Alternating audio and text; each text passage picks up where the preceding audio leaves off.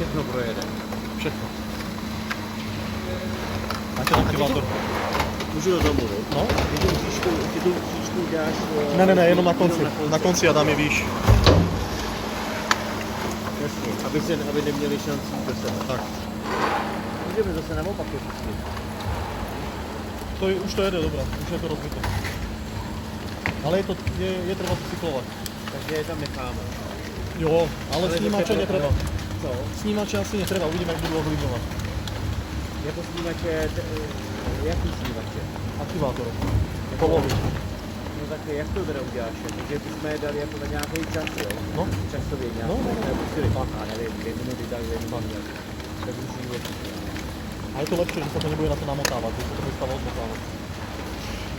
Taky vyzkoušíme ostatně při tom testu.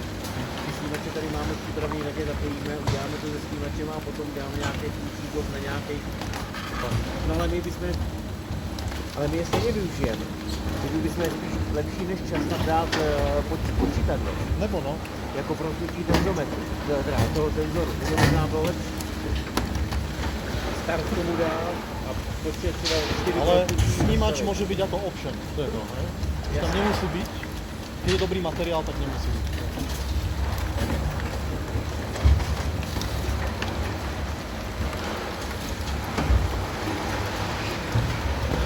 Co bylo, to je plech? Ne, ještě to je plech. To je jako semele. To je síla, je motor, je síla.